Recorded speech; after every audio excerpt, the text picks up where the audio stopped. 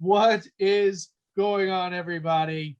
Welcome to Toffee Blues USA, your source for all things Everton, American style.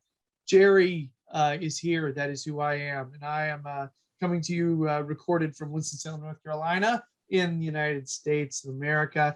And joining me, and it's been way too long since this fella's, graced us with his glow. We got Jeff Wallner in the house, everybody. Jeff, it's good to see and hear you, buddy. Good to be here. Thanks for having me. And this is we are recording this on Thursday night, and I believe there's for American football, this is kind of a big night, eh? The NFL draft, yes, something I do not pay close attention to, but I'll catch up on Twitter who the Bengals drafted and which local players went where. But yeah, it is a big night for those who follow such things. So for those of you who are in England, American sports have a draft. Okay. It's everybody I've talked, because we have one for MLS as well. And it's really weird concept, especially for MLS, because the funny thing is only college players from D1 schools get drafted in the MLS draft here. Now the NFL draft's a little different. Way more players get taken. It is this long weekend-long event. It's like Thursday, Fridays. It's just a very intense thing. And some people, there have been times in my life where I took it rather seriously, and I watched the whole thing.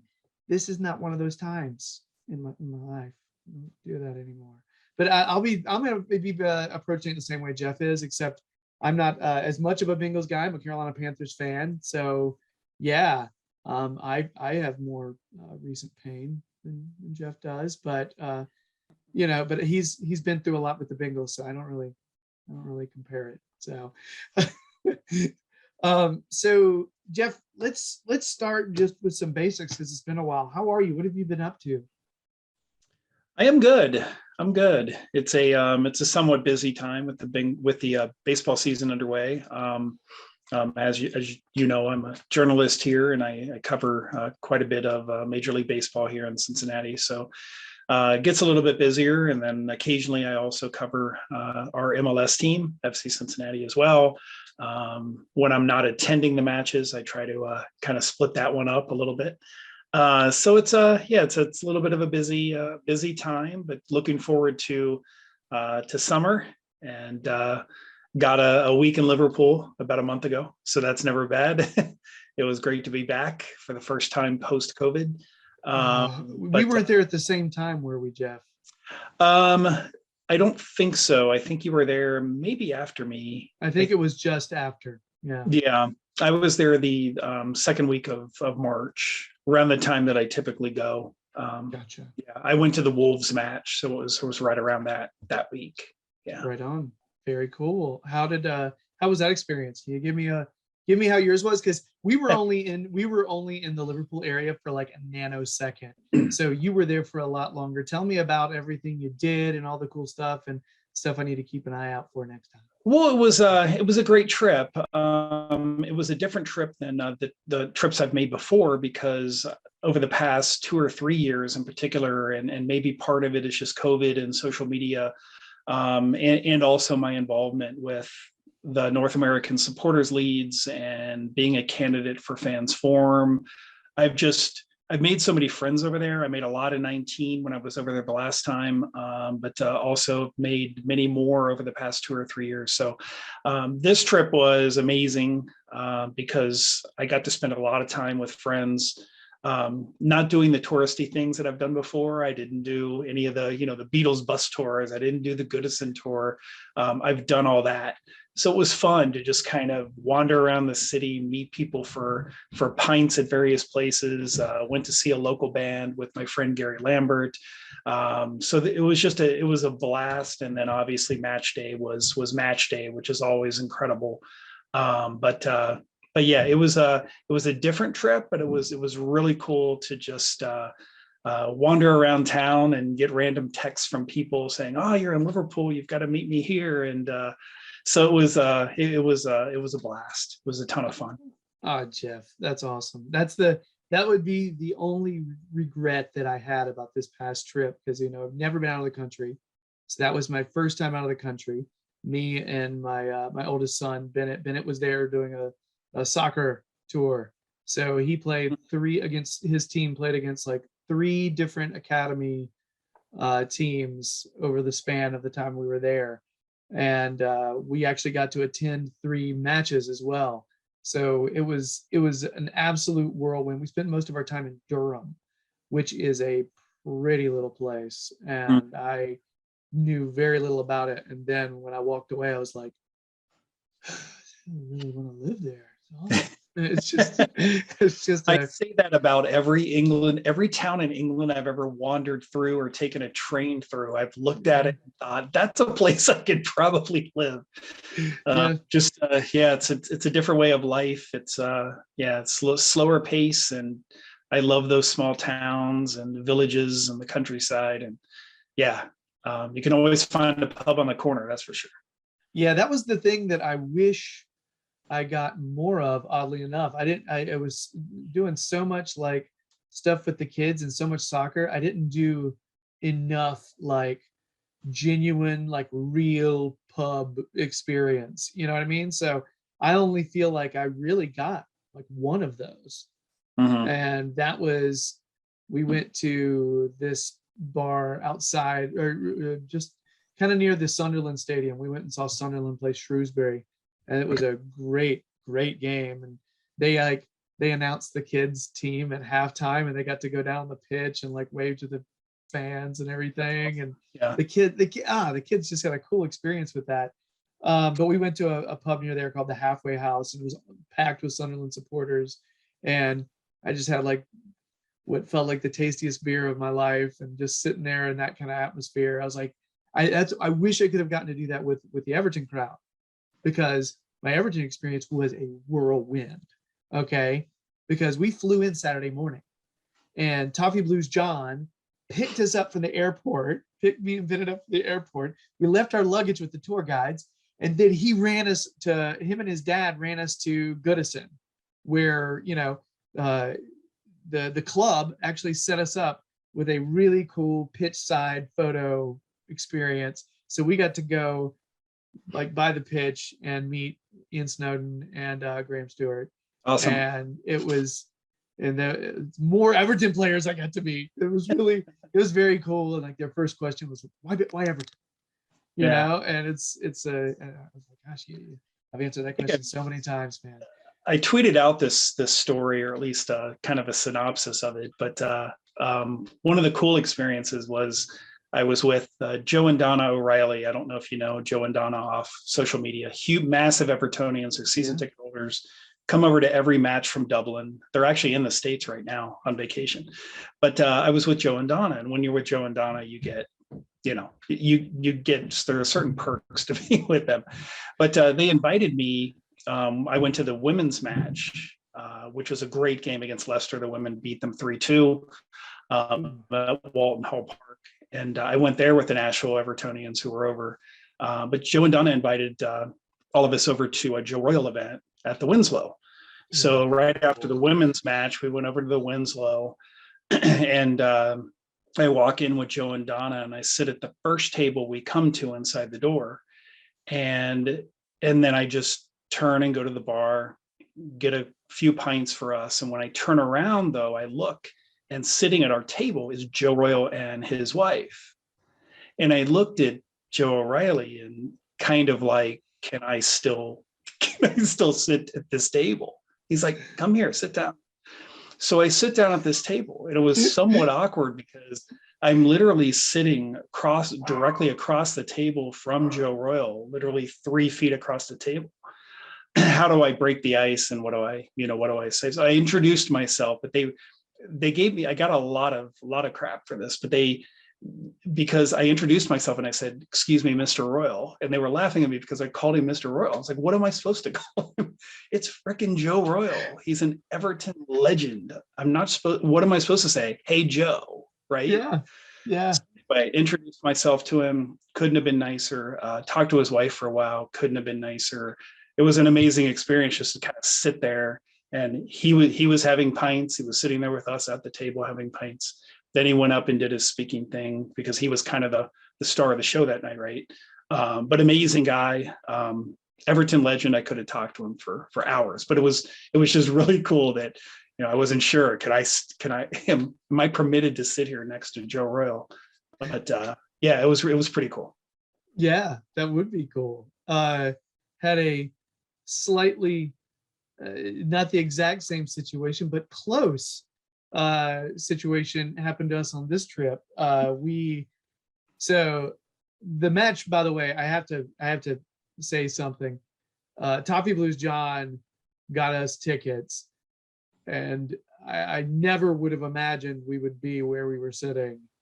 And the match experience for Everton United was, I am speechless. Okay. What an experience for that to be our first game. Okay.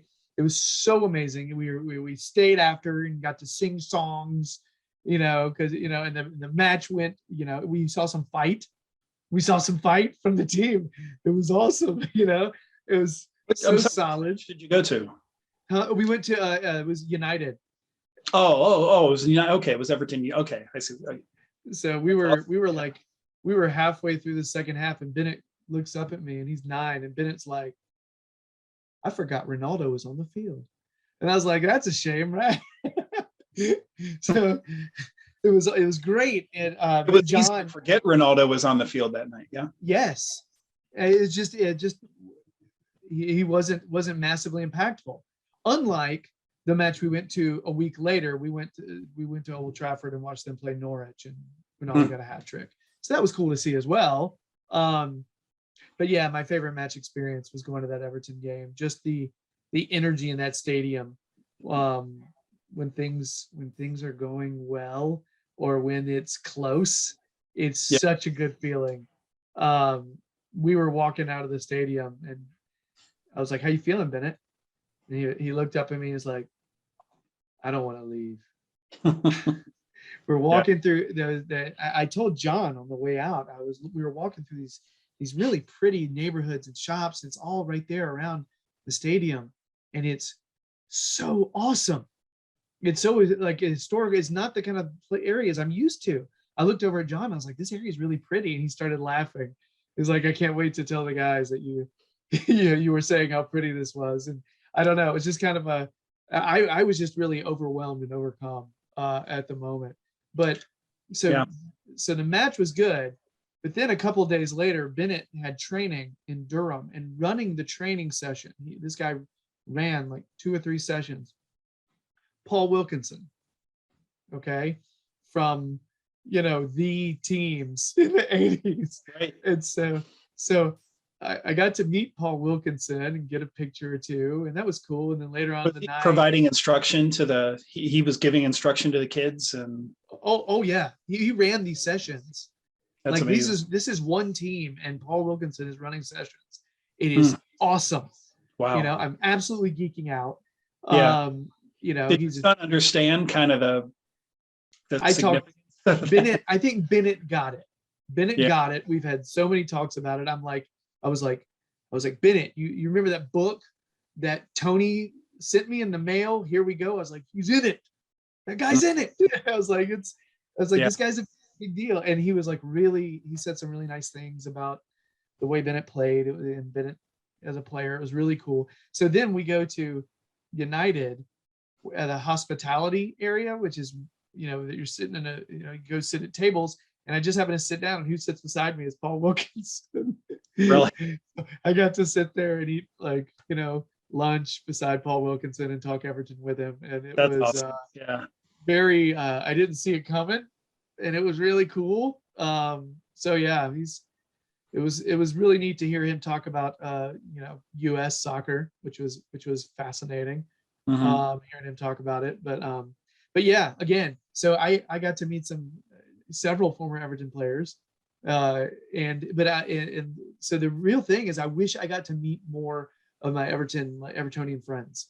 That's the thing. I like seeing the town would have been cool. You know, John's dad drove us past the library building, so I got to see that. He like went the long way so we could see that, which is really neat. Yeah. Yeah. Um, but I wish that's the thing I missed is like, you know, I've been doing these shows with a lot of uh these Toffee Blues guys for years, and I wanted to meet them out. I wanted to meet them out for a pint and hang out with them. And I didn't really get to. Like I got to spend a lot of time with John, who was like our guide. So the idea of having like this season ticket holder who's a friend who's guiding you through and making sure you're all okay. And he's like, oh, let's go over here. Let's watch the coach. Let's watch the coaches come in. So the coaches roll in. It's not a bus, it's a coach. So, so just seeing the players come off, and I'm like holding Ben in the air so you can see. Yeah. John was like ridiculously generous to us, and everybody that we met was just super cool. The club treated us super kindly. We walked out on the pitch, and I thought it was funny. Sarah Halpin was there, and she doesn't know me from anybody. I'm just like, I know who you are, but I'm scared to say anything. I just know you because I have social anxiety. And she saw Bennett's face when he walked, and it went like that. And she started laughing. She was like, ah. It was funny, you know. But the whole experience, the whole trip, we just did so much stuff. I won't go into a whole lot. The kids played awesome. They won 2 out of their 3 matches. Oh, good. Yeah. And we got to tour the Academy of Light. That was rad. So yeah, man, it was a really neat. I mean, yeah, everybody that I talked to was like, did you want to come back? I was like, no.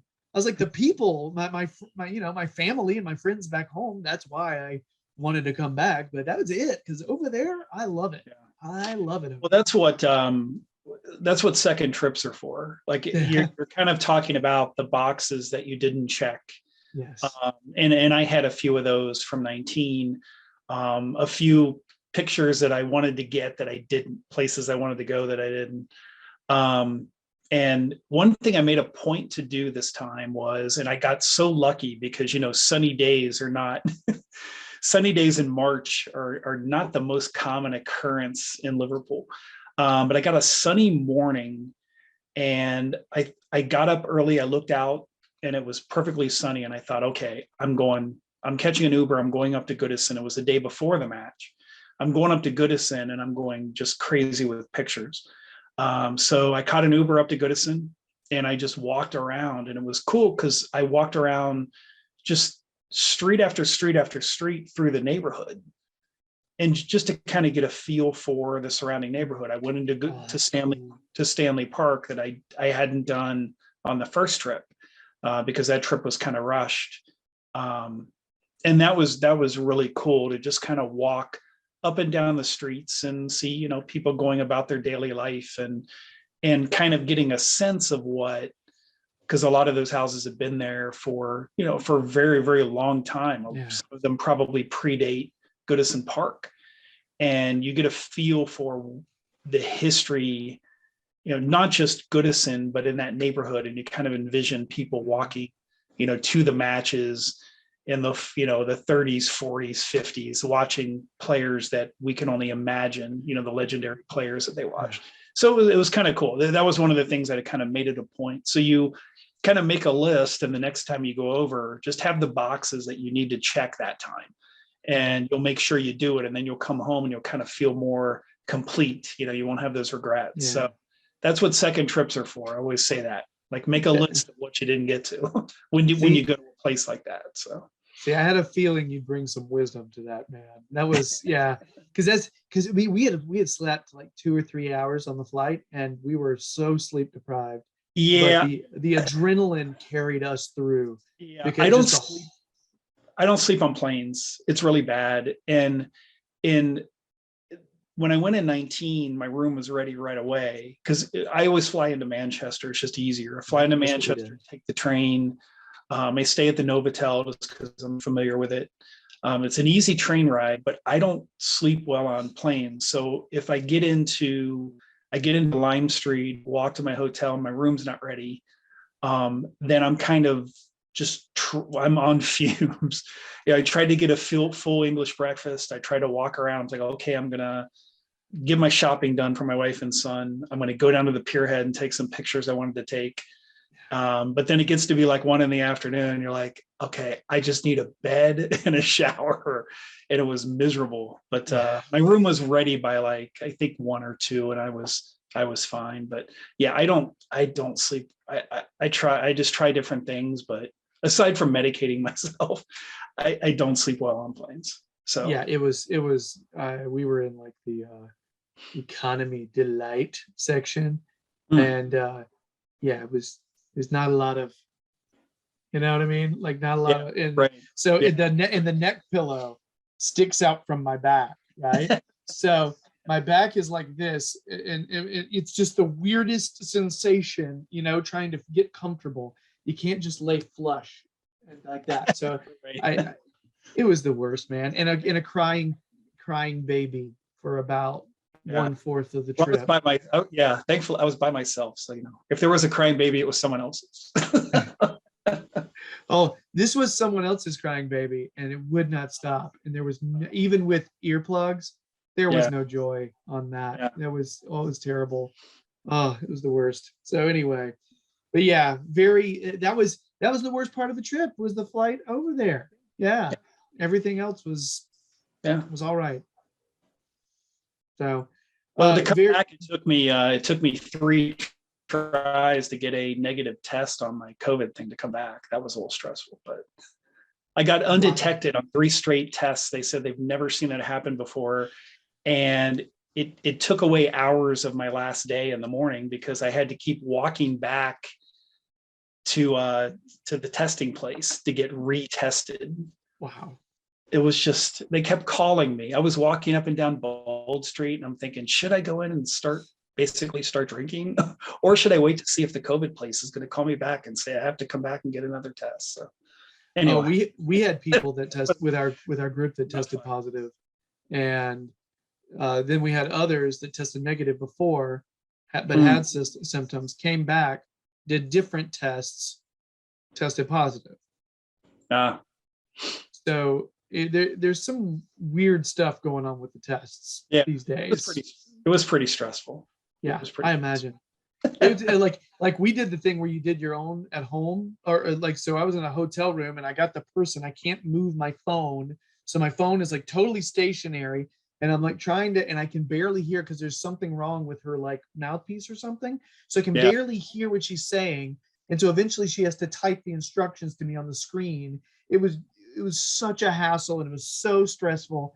I was just lucky. And Bennett, in the middle of his test, and Bennett is sitting there telling me, I hope I'm positive so we can stay. I'm like, that's not how it works. It won't be a fun bit. Well, the nice thing, like of all the, you know, the disruption that would have caused if I would have tested positive, the nice part is that if you're stuck in Liverpool, there were no restrictions. So even though you tested positive for COVID, you were under no restrictions at all, no quarantine, no mask, you could. So I decided that, you know, if I'm stuck here, I'm not going home until after the Newcastle match. I'm like, I'm going to the Newcastle match, which was on, I think, Thursday that week. I'm like, and that was Monday. I'm like, if I'm stuck here, I'm not going to get a negative test until after the Newcastle. But eventually I got a negative test, and then, you know, I had to go home. So I'm like, well. we were doing Bennett's test, and the person on the other line is saying, okay, so do you see by that says control? Do you see only one distinct line? I'm like, yes, just one distinct line. I'm sitting there thinking, okay, we're almost done. And Bennett comes over to me and he goes, I don't know, Dad, that looks like they're male. I'm like, stop it. No, there is not 2 lines. There is just one. What are you doing? Right. I had to do that without like sounding like a total jerk. I was nicer then, but it was what I wanted to do was what I just said. It's like, why? Like, we're almost done with this ordeal. Nicer at the testing place. They couldn't have been nicer and more apologetic. Good. Of course, it's Liverpool. I mean, everyone pretty much is, you know, friendly and helpful in Liverpool, but they were very apologetic. We're so sorry for all your stress, you know. It's all good. I'm an Evertonian. I'm a pro at stress. So. Oh yeah, we're. I'm navigating. There's your segue into football. Oh yeah.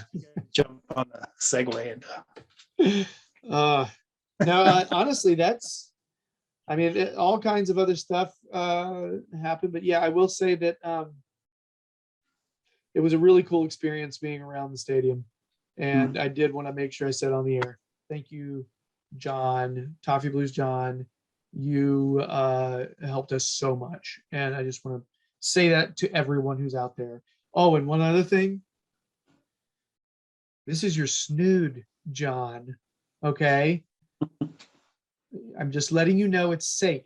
All right. We went to Everton 1 and we had the bag full of stuff, and he was like, right. oh, I don't need, we caught sun that day as well. The sun hit the pitch and it was like we were sweating. And so we were like taking off layers and putting in the bags, and I walked off with his snood. So John, I have your snood. It's gonna be okay. All right. It's I'm gonna start traveling to different places and taking pictures with your snood. All right. So yeah, that's a thing. All right, so we are done with that subject. That was a good throw, Gerry. Well done. All right. We need to talk about this because it's a thing. This is a thing that happened on Sunday. I watched this, but not as closely as I wanted to the first time. I was able to check it out more later because it was in the middle of one of my kids' tournaments. But the Derby happened on Sunday. We should acknowledge its existence. Jeff, give me some general reactions to how you felt like the game went, and then we'll kind of get a little more specific. It's a little later in the week, so a lot of analysis has already been done on it. So I don't want to necessarily like do this to death, but at the same time, I do think we should. There's still some discussions to be had here. So, what were your reactions on that? I thought Frank had the best approach possible to keep us in the game, to give us a chance to get a result, and maybe steal a goal. And we had a couple chances, kind of maybe consider them half chances to do that, and keep them out of the net as much as possible, and be realistic about what the situation was in that match, where, yes, you would love to win. You would love to get a result. But it's about keeping yourself in the match, keeping the goal differential down, and just staying in control of the match. And I thought his approach was outstanding, packing it in, not to the extent of some graphics I saw going around, which were quite funny, with the 10 defenders starting with Pickford and all packed in the box. Yeah. But it was a difficult situation. You knew that going in. And I think they did as best that they could. We can talk about the officiating, but yeah, I'm tired. I'm kind of tired of that. We know what the situation is. Yeah. We know we're not going to get any favors. We're not the only club in this league that doesn't get any favors, and we can talk about it ad nauseum. It's not the reason, not to go off on another tangent, but it's not the reason we're in the situation we're in. We deserve to be where we are. It's frustrating, but I think I'm just kind of worn out in that regard. Anthony Gordon was amazing. There's a lot too much attention being placed on Anthony Gordon going down. Anthony Gordon was amazing at Anfield against one of the best clubs in the world. He was amazing. And that's my focus. Anthony Gordon is our player. He's still young. Frank Lampard is getting a ton out of this kid. So we can talk about him going down all we want. He was amazing. He was absolutely amazing in that match. So that was really kind of my assessment. Improved setup. It's one of the first times I've felt like I've seen us set up and it didn't feel naive. Mm-hmm. I've been telling a lot of people talking to me about whether or not I like Frank Lampard as a manager, and I'm like, I like him okay. He's just not the one who I thought would be the right call in terms of a relegation battle. I just didn't think that he was the hire for that. I felt like he was the kind of manager that you hire, uh, during the summer, who gets a summer to build his team and implement what he wants to do, and then allows them to improve over the year. To hire him mid-year in a situation like this is, I just don't, I didn't think that was the best way to, but it's where we're at. So whatever. So that's why, like, I like the fact that I saw less of a naive approach. I saw more of a, hey, we're in a relegation scrap. We're playing against a very potent attacking team. So let's play the way we need to try to get a point or two or three, to get a point or three. I didn't hate it. You know what I mean? I didn't hate it. I thought it was smart. Um, I think the Gordon penalty shout is legit.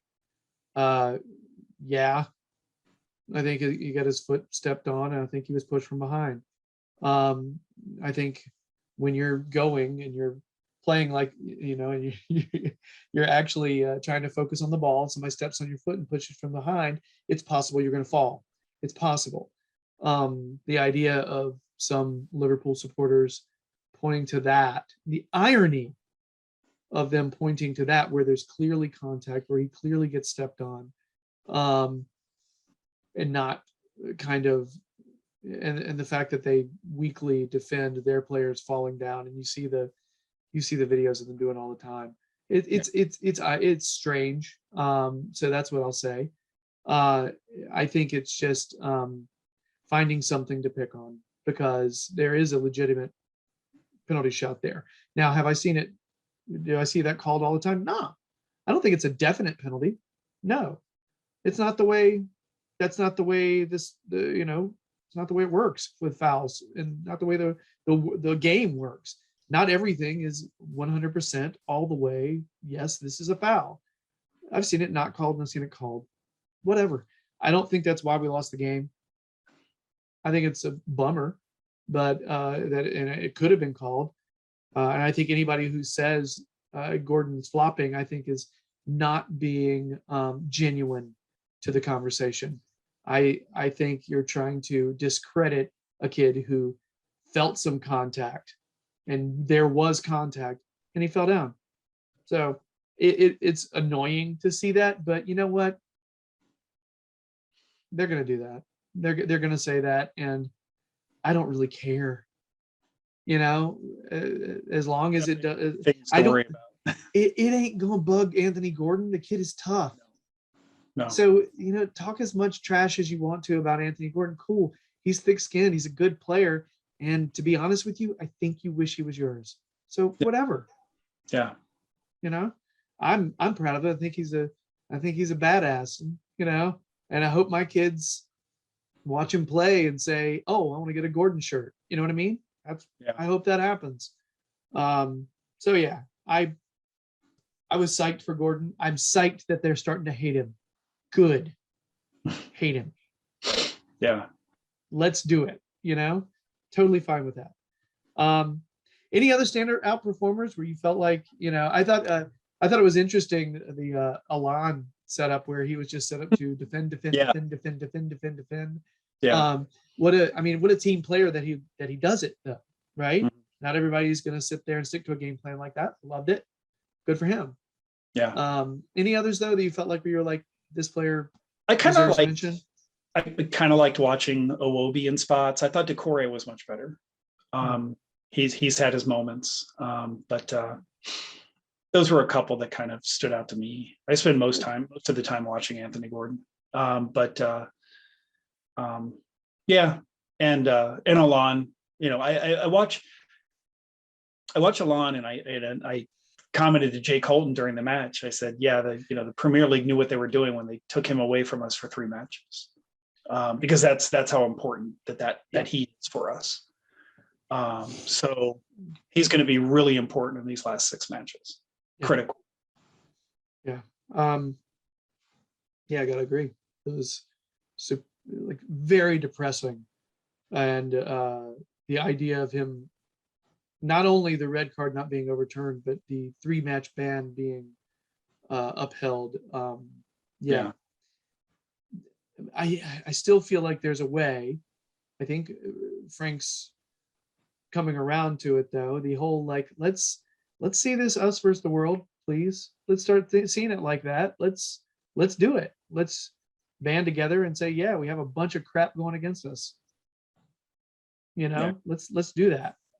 I think there's a lot to be said with a team and a fan base with chips on their shoulder going, yep, we're not going to get that. So let's just get used to it.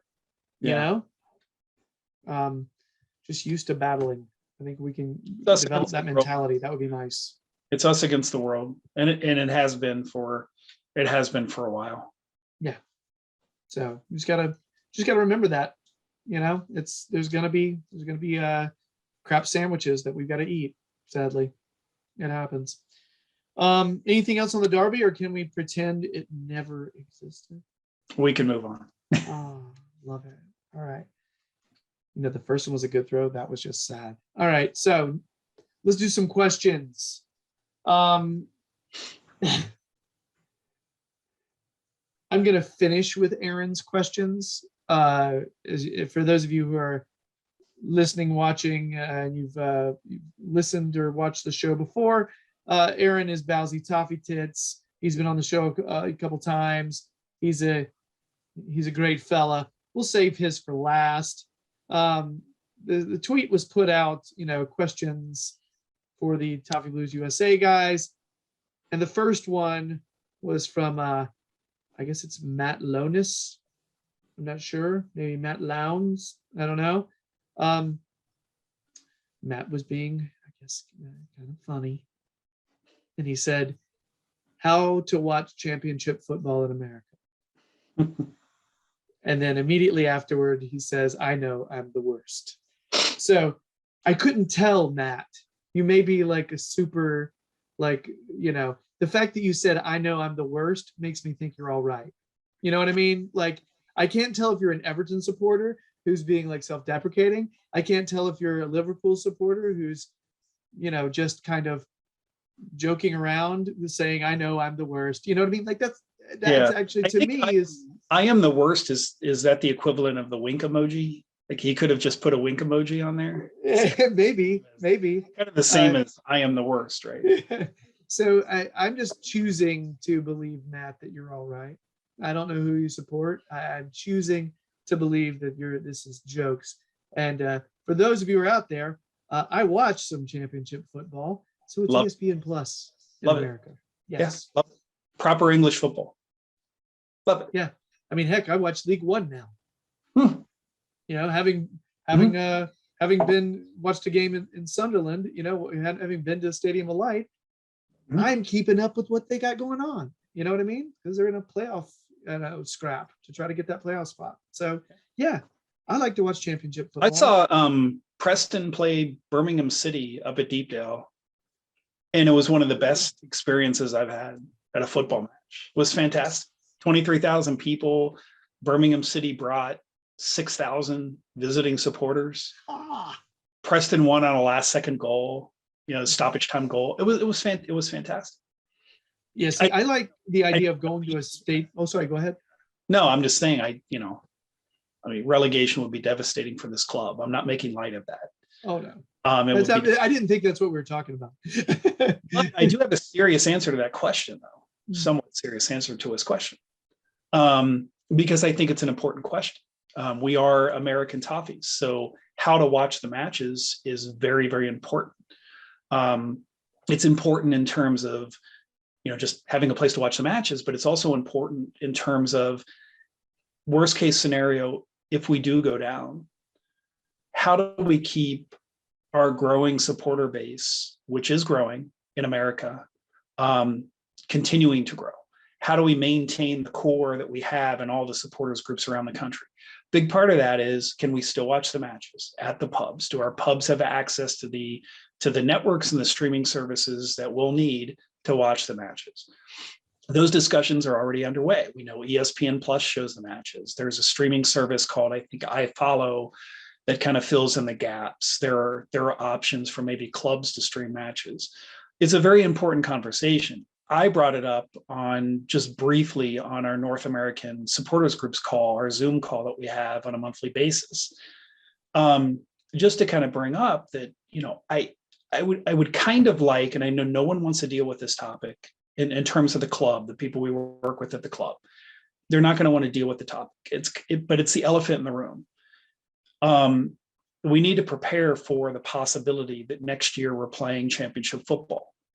And if so, how does that impact all the work that we've been doing to grow our supporters groups in America, to keep the pubs going, to keep the groups going, to keep the events going, to keep the matches on the TVs in those pubs? It's an important question, and it's something that, we will work on and deal with, because Everton Football Club's not going away. They're not going away. We go down, we're not going away. Everton Football Club's not vanishing. And I would hope neither is the bulk of our fan base. Right. I hope nobody bails on this football club. So anyway, that's it. It's an important question. I think he was asking it kind of in jest. Mm-hmm. It's an important question. There are a lot of layers to that. So I couldn't tell if he was taking the piss or if he was just kind of joking, or if you know what I mean? Like, it was kind of, I couldn't tell. But yeah, Matt, I think you just received quite possibly the most mature answer you could have possibly imagined, Matt, from Jeff Wallner. Welcome. He's a sophisticated guy. All right. They're going a little far with that, Gerry. It's no, really, no, that's the thing. Definition. So no, yeah. I'm telling you, no, that's the thing. Like, I didn't even think about like oh yeah, the supporters group watches in the pubs. You know what I mean? Like, I didn't even think about that. So that's what I mean. It's like, it's a very we play a football season next year, Gerry. Regardless, we play a football season next year. Everton Football Club will play games next season. That's it. So anyway. And we very much hope that we'll be watching that on the NBC sports networks. But if we're not, yes, we'll still be watching.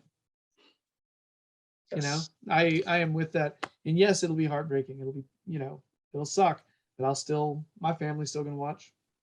Mm-hmm. So I will fly 4,000 miles to see us play Coventry. I have totally been taking questions like that too. I have so taken questions like that. What's Blackpool away going to be like, Gerry? That kind of stuff. You know what? Not as bad as you think. Hop on a plane. Hop on a plane and find out. I would be down with that. So, yeah. So Matt, there you go. Way more discussion about that question than I think you ever possibly imagined. But yeah. So this one is from my buddy Thomas from the Toffee Blues, who lives in the Newcastle region, so the north where I was, and Sure. So his question is, but he's a massive Everton supporter, but I think he's got jokes about the Sunderland area. He didn't tweet in Jordy did, because I can't really understand that. I understand. He said, "Have you noticed any side effects after leaving Sunderland?" I did see that. I did see that. Yes, I did. That was Thomas. I'll be honest, Thomas, like, I had a good time there. That's the crazy thing. I had a good time there. I loved going to the game there. I loved the pub we went to. It's like my favorite pub that I went to. It was awesome. Proper, like, I don't know, proper pints, and everybody around me was like a good 20 to 30 years older than me, and every one of them was wearing a shirt from the past, and you felt like you were in a place you're like, wow, I have respect for these people. And every one of them thought it was really cool that we were there. It was very neat. Yeah.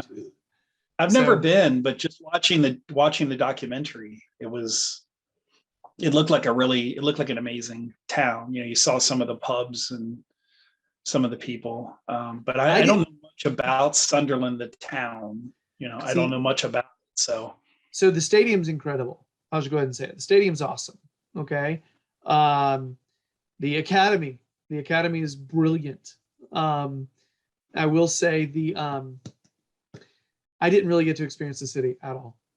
At Hmm. all. We we got off the bus, walked to that pub, then walked to the stadium. Didn't really, I mean, the areas that I was in, I was kind of like, seems like a town, seems like a normal place. I didn't really make, I didn't form any like, wow, this is great. But that pub was really cool.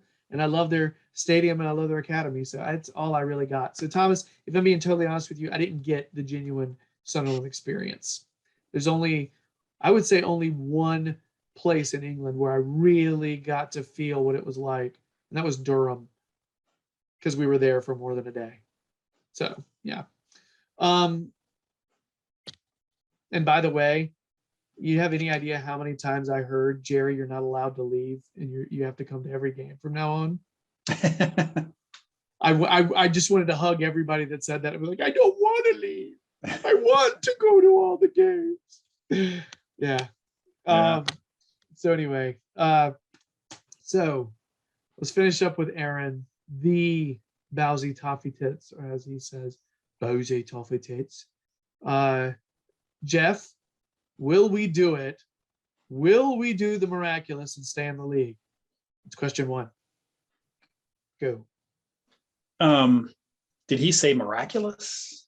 He said, will we do the miraculous and stay in the league? You I think don't it's miraculous? I wouldn't go as far as miraculous. Difficult, I would say difficult. However, I still look at and we missed an opportunity against Leicester. We've missed a lot of opportunities this season at Goodison Park. Mm-hmm. But I really like the home form and the way this club has responded to Goodison Park. And I love what the fans have done for Frank Lampard at Goodison Park and for the team. Kind of done everything they could possibly do to raise the level. And there's another effort for Sunday against Chelsea. The fact that we still have 9 points to get from home is massive. We need all of them. And then you've got Watford away, and you've got a good opportunity to get 3 there. There isn't a match, even Chelsea at home. I've seen them beat Chelsea at Goodison Park, by the way, 2-0.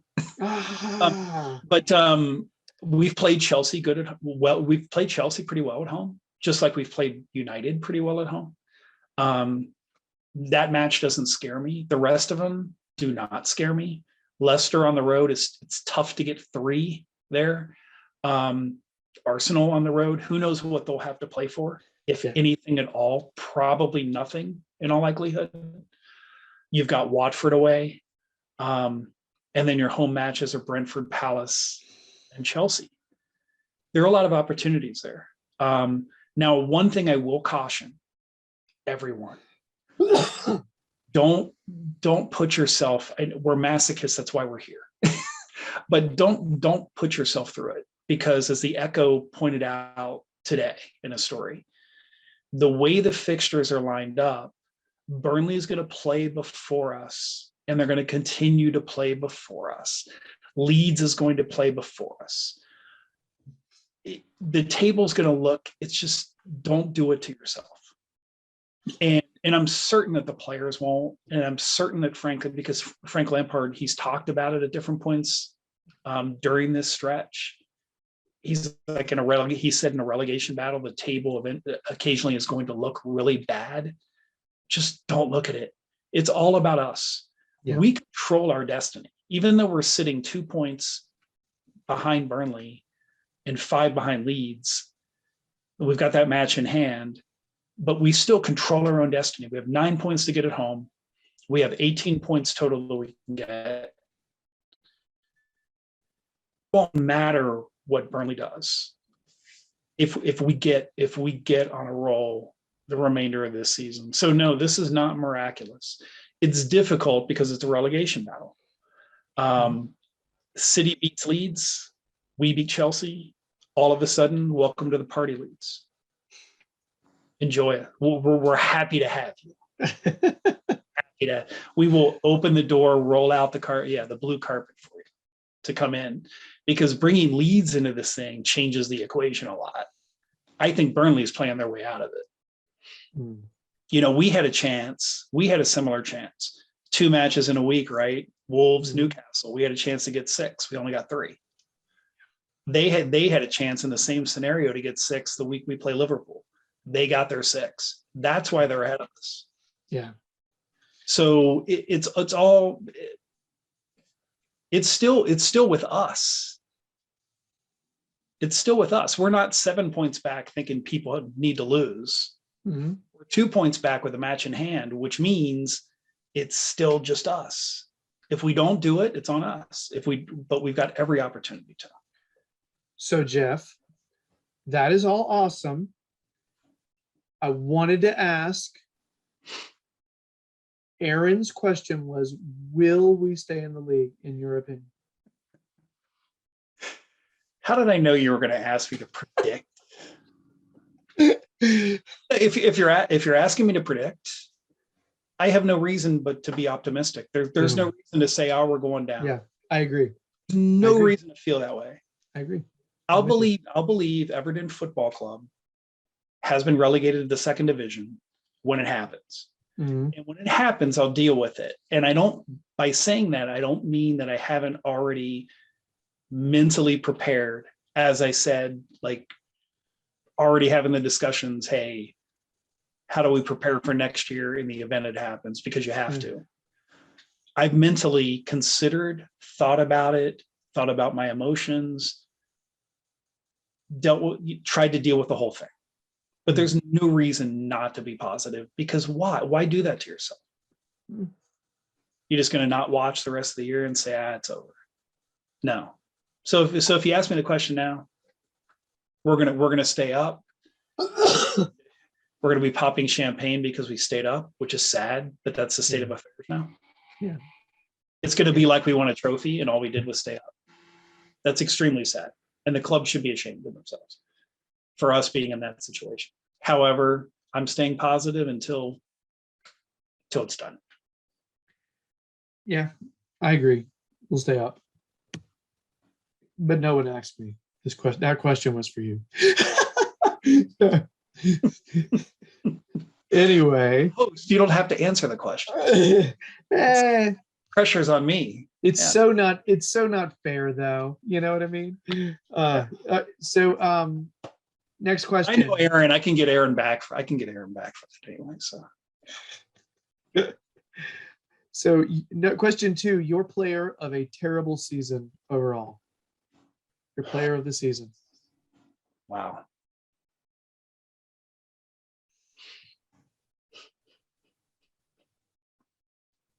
That's a hard one.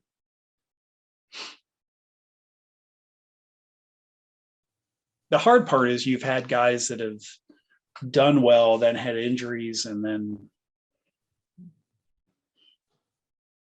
that's a tough one.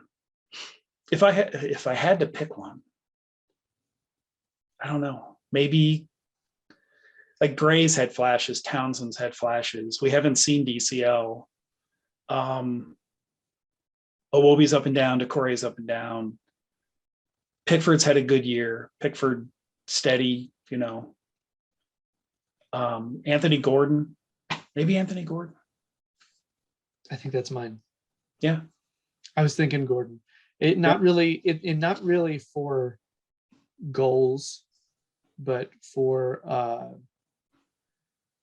what I feel like he's doing, like for the fans, you know what I mean? In terms of when you see him go out there, you're like, yes, there's somebody who wants to bleed for the shirt today, you know? And he's also a piece. He's a piece for the future. If you're looking ahead, you know, if we're in a situation where we're going to tear this thing down and rebuild it, Anthony Gordon is a piece that you're going to build it with. He's not a guy that's just going to say, I'm off to greener pastures. Yeah. Okay. Yeah, I'm with you. Tremendous. I mean, I can watch him run. I can just watch him run all day. Yeah. His tenacity. He loves the club, plays for the badge every day. I know we say that a lot, play for the badge, but he legitimately does it. Yeah, I remember before he was getting much run, he would post these videos of himself like working out on like Twitter and Instagram and stuff. And it was just like, geez, look at this kid. Look at this kid's work ethic. You know, that's someone who wants to bust through the academy and to get into the first team and stay there. You know what I mean? It wasn't enough for him to just get an opportunity and then get sent somewhere. I see a spirit from, I see a similar spirit amongst some of our young players like Lewis Dobbin, Branthwaite, and there's some young guys, and I know we have concerns about the academy, and they're legitimate, but there's some kids that really they would really want to give us a lot. They would really give us a lot if given the opportunity. Mm-hmm. Anthony Gordon's the one that's gotten the opportunity, and he's taken full advantage of it. He's built consistency, which is to me one of the hardest things. Remember, we've had players come in and show flashes, and the flashes, they're exciting, and you're like, wow, this kid should be getting opportunities. And then they get more opportunities, and the consistency has waned. And it's the kind of thing where, you know, look at Anthony Robinson now and say, why didn't we keep him? Well, do you remember? Yeah. Anthony Robinson didn't take advantage of his opportunity here. He became the player that he's been with the national team. He reached that potential somewhere else. I don't know that he ever would have done it. But yeah, there've been a number of young players that I was excited to get their chance, and they would get a chance and they do okay, and I would say, see, and then they get another chance and they fade, and something would happen, and whether through injuries or something else, or maybe it was not as strong-willed. There's lots of different reasons why people don't have the consistency. But yeah, Gordon's doing it, and that comes from training, that comes from sports psychology, overall just human psychology. There's a lot at play there. So yeah, that's mine too. Yeah. Players you'd keep on. Players we'd keep if we go down. I don't really think it's about whether or not we go down. I think let's assume it's like we stay up, like we said we would. Okay. Because we made that commitment now. That check is written, Jeff. So yeah. So that obviously changes. That changes who it definitely does. Yeah. Obviously. Yeah. But yeah, let's just assume we're on. We're up. Who do you keep on, and who do you think may need to be sold? I'm at the point now where I don't know that anyone's untouchable. Anthony Gordon, we're talking a lot about him, and obviously Anthony Gordon is a guy that I would, keep around. I don't know that Seamus Coleman would have any options to go anywhere else. Yeah. And he's our captain, and there's some influence and some value there. Even with the injuries, Calvert-Lewin, he's still a young guy, and we've seen the potential. Something's up with him, Jeff.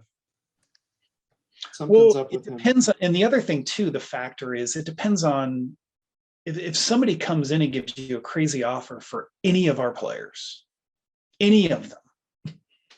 So if the Arsenal rumors are correct and there's interest there with Calvert-Lewin and it's the right number, then you sell it. It's just the state of our club right now. I used to say he was untouchable though, Jeff. Yeah. I used to say, but watching him lately, when I watched him in the United game and I watched him miss time every header, okay, that's not injury. You know what I mean? That's not injury when you are. It's that thing. I remember coaching kids and like high school kids who really didn't know a whole lot about winning the ball in the air, and you'd see the ball would be close and they'd jump like, hey, I tried for it.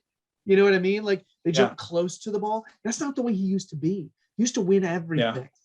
You know, he was a magnet, and he would show off that athleticism. And now he jumps close to the ball, and he mistimes it, and that's not an injury thing. You know what I mean? There is something up.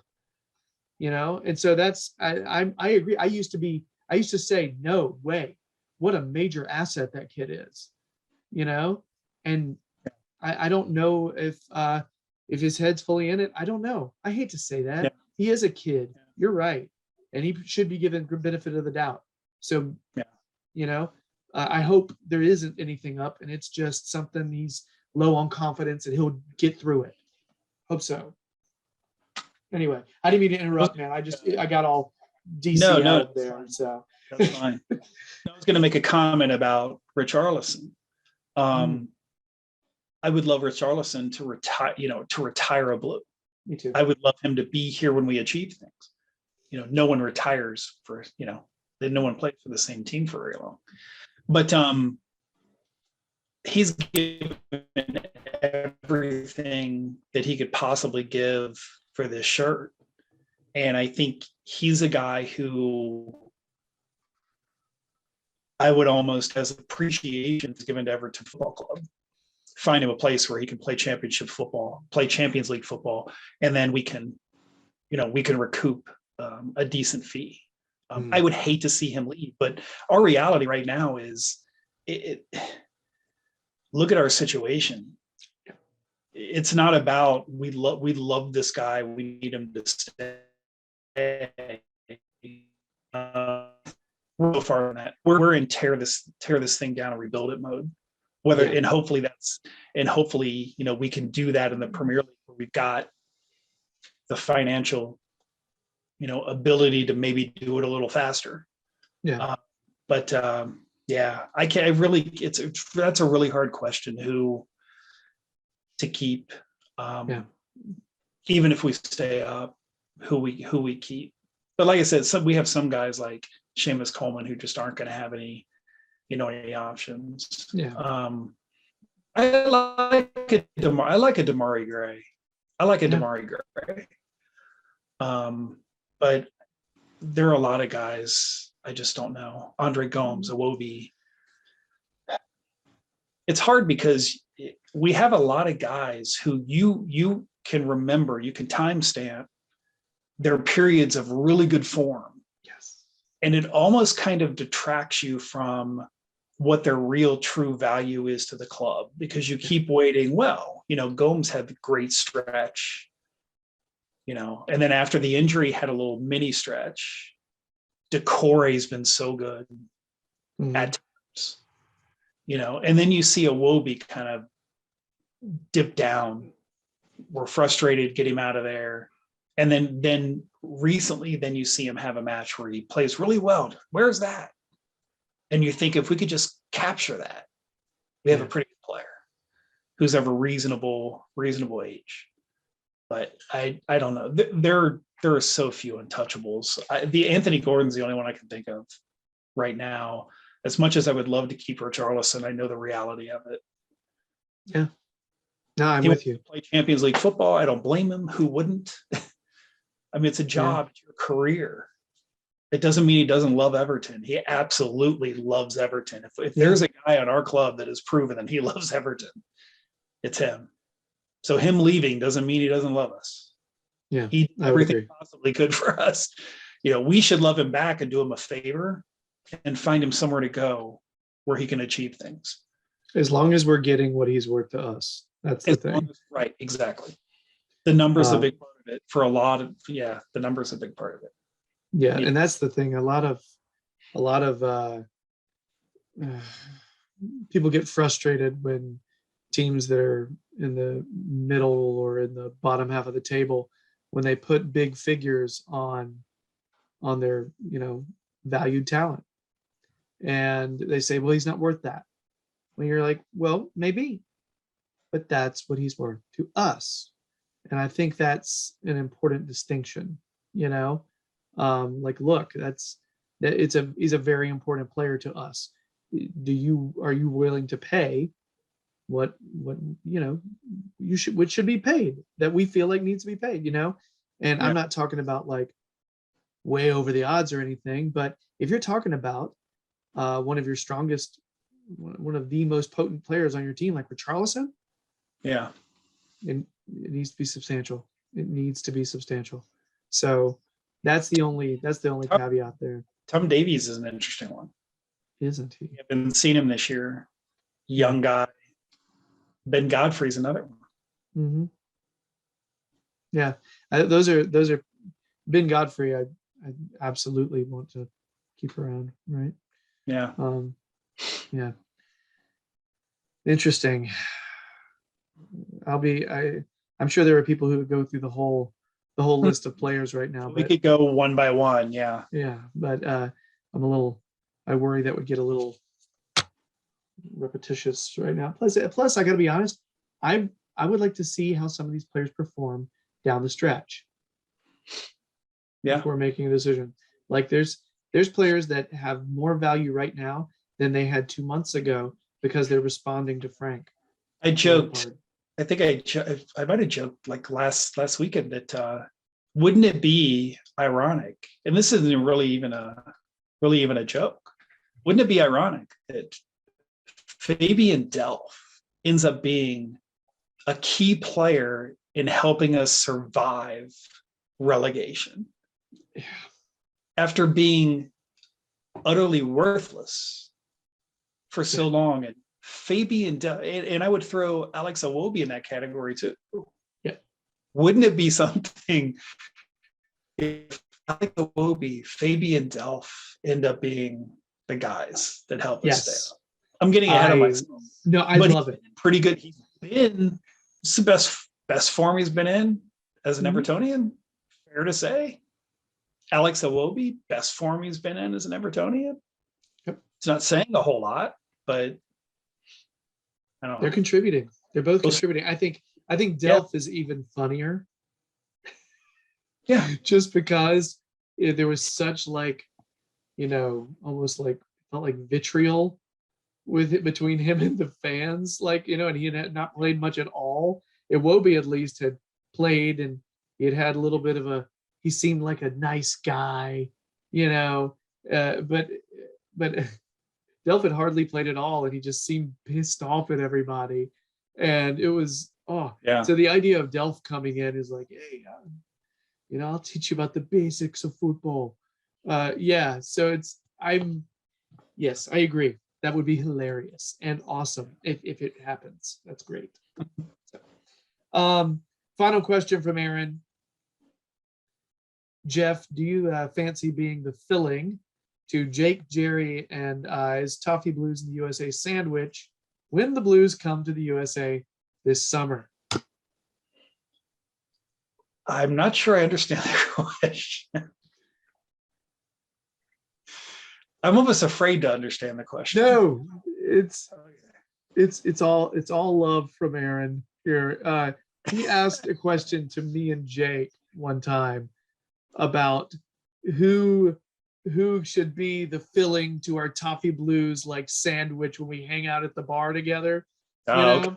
But he was being rather suggestive in his word choice and his the pictures he paints with words.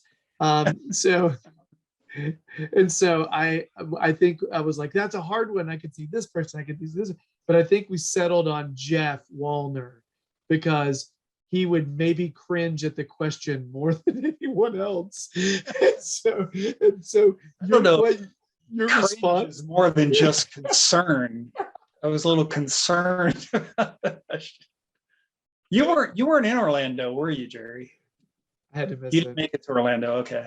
All right. No, I had tickets and I had to cancel all my reservations and planes and everything because I had a documentary I was making, and the team I was following was doing really well.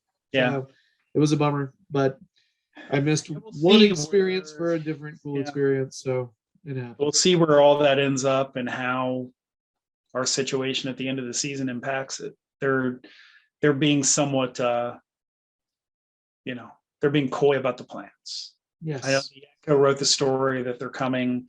We're just told they have every intention of coming. But I don't know. We'll see. So go ahead. I said, I hope they do. Yeah. Last year, obviously with COVID, we had so many restrictions. Our friends, in England could not come. We had no access to players. So this year it'll be, hopefully, be a little bit different. And if, and when we stay up, when we survive this, wherever they end up, it's going to be quite a celebration. That's for sure. Yes. So the answer to Aaron's question. I'll be the filling. It's fine. Yes. I'll do it. Just give me, just keep the burn. Yes, that is, Jeff, you are such a good sport. Wonderful. All right, so Chelsea preview. So Chelsea are currently third in the table, 19-9-5 with 60. I watched the match today. What? 1-1 draw with United. Okay. Who scored for them? I don't remember. Timo? Let's see here. I can find that super fast. I saw something. Timo scored.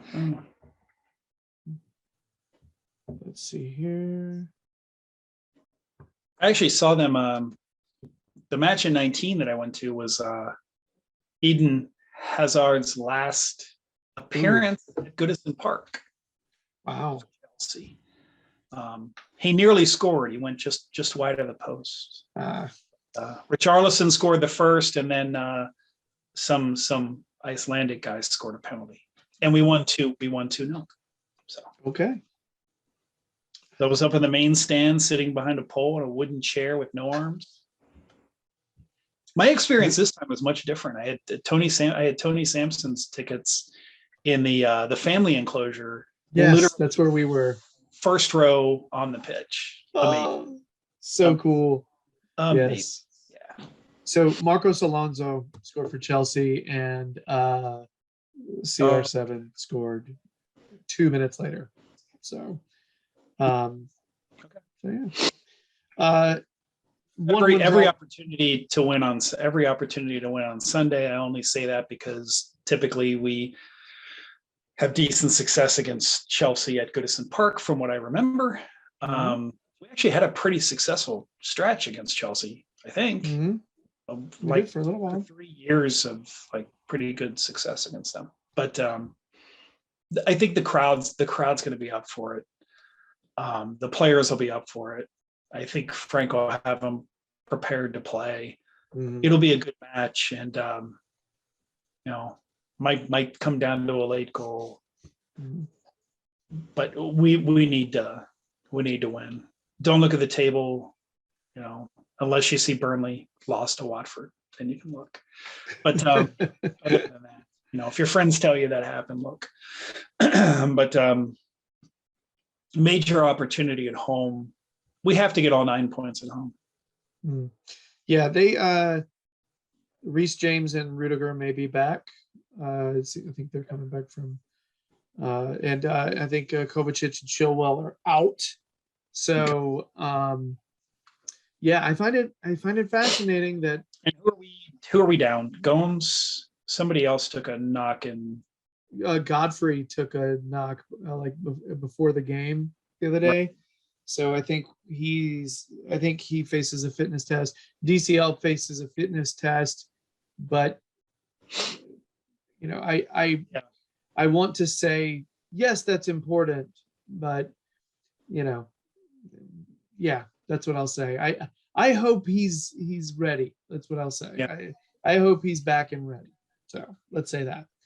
But other than that, I mean, yeah, I think we could. Gerry Mina's been a big. That's it, right? Godfrey and Gomes. Everyone else is. I think so. Yeah, important, very important player. Very important player. Yes. but yeah, so I think what do you think is going to happen though? What do you think about the final score on this one? You're all about predictions on this podcast. For the Just record, about- some of those other predictions were asked by other people. The only one that is part of the show is this score. That's all the others were asked by other people, you know. So yeah, Right. but yeah. What do you think will happen though? Because I'm yeah, I don't know how to feel about this. Yeah, it's tough. I don't know that we keep them. I don't know that we keep them out of the net, but I'll go 2-1 Everton. I'm because I am a gutless fellow, I'm picking a 1-1 draw. So which I still don't think that's a bad result. It's just I prefer yours. As long as Burnley loses. Yeah. Burnley and Leeds both lose. Leeds is this a city weekend for Leeds? Let's see. Fantastic question. I know it's coming for them. Yes. 12:30 this Saturday. Okay. So okay. All right. In our we get 2 losses on Saturday. A draw is not a bad result. Yeah. Burnley wins, we have to win. And that match will be our match will be on Sunday for everybody out there. So we'll know what our situation. That's one of the bonuses. You know what your situation is. Yeah, 9 a.m. Eastern time for everybody who's playing on. Yes. Yep. May 1st. Yeah, and that is the show. That's the end of the show. We're done.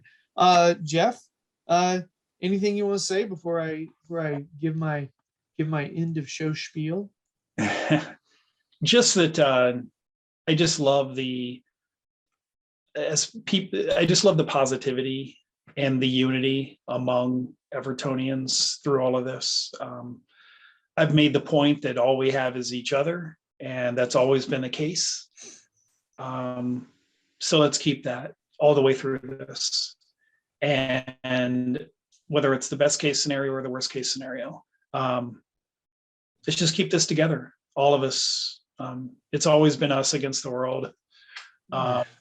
And I just don't want to lose. I don't want to lose this. That's my biggest concern. Football's football, but I've made a point. I made a point on the, a couple other podcasts too, that, what Everton's brought to my life is bigger than football, because it's about the people I've met, the experiences I've had, the opportunity to travel to Liverpool, just everything that has come into my life as a result of Everton is bigger than football. And I don't think we should lose sight of that.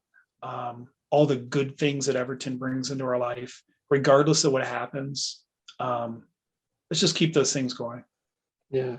That's all I'm going to say. So, yeah, I will say, having, John and John's dad, who's also named John, John and his dad was like driving us, to the stadium. He was like a tour guide. He was like giving us every bit of information on the area. It was awesome.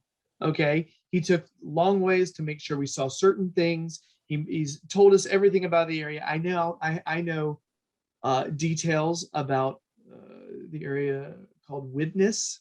I now am familiar with Widnes and some details about I know things now, and this is because John and his dad wanted to make sure we had this amazing experience. You know what I mean? And so it's the fact that there would have been no other way for me to connect with these humans on the other side of the planet. You know what I mean? If it weren't for Everton, you know what I mean? And so, yeah, I agree. I'm very thankful for that. Human connections, right? That's, for me, that's just what it's about anyway. Just life, period. Wouldn't trade it. Trade it. Absolutely. So anyway, thanks to thanks to John and your dad, John. Appreciate it. I'm under the impression that his dad actually missed the game so that we could go to the game. And I don't know if John refused to answer my question when I asked him that, but I think he actually did that. So I just want to say, like, how kind, you know what I mean? It's just really nice people. Yeah. So anyway, really just a very cool experience. So thanks to you two beautiful gents. Thank you for that. And thank you to you, Jeff. I get to talk to you a few times a year now, and I may even get to see you thanks to Everton soon, which would be nice. So yeah, it really, hey, life is busy though, Jeff. I'll take what I can get. I'll take any Jeff time I can, you know, it's good stuff. Yes. So thanks for coming on though. Really appreciate it. Appreciate you just bring such a, you know, it's such a, I don't know, there's something about being able to step back and see things from a wider view. You tend to do that well. So thank you. That's always appreciated. So yeah. So thanks to Jeff, thanks to everybody out there who's been watching and been listening. If you have been watching and listening and want more of all this, subscribe to the Toffee Blues YouTube channel and or podcast. We'd really appreciate it. Check out the Toffee Blues website. It's all things Everton on there. All these, there's like these really smart Evertonians that type, you know, all kinds of stories about it. It's about the club. They're just great. And it's a brand new website. There's some merch on there. Good things. And follow the Toffee Blues on Twitter, Instagram, and Facebook. It's probably got some other social media stuff, but I just can't with any more than that. I just not a TikTok guy, Gerry. No, it's an assault. Every time I look at TikTok, I'm like, whoa, what is happening here? It's just so much. Right. I feel like it's like that's the symbol of aging right now, where I'm just like, I just cannot handle TikTok. I cannot do it. It's too much. So anyway, yeah, but yeah, that's it, everybody. Jeff, thanks so much. I will hopefully talk to you soon. All right. Sounds good. Up the Toffees. Yes. Everybody else out there, 3 points this weekend sounds lovely. So yeah, support the team. If you're going to be a part of the group that's meeting the coach and following the coach and everything, and you know, cool, good for you. Make them hear you. You know, it's a beautiful thing. Everybody coming together and making sure that the team knows that, you know, hey, we care, we're with you. So good for y'all. Kick that ass. Everybody else out there, much love to you. Let's do this weekend. Yeah, 3 points and Burnley leads. All right, much love to everybody. Bye.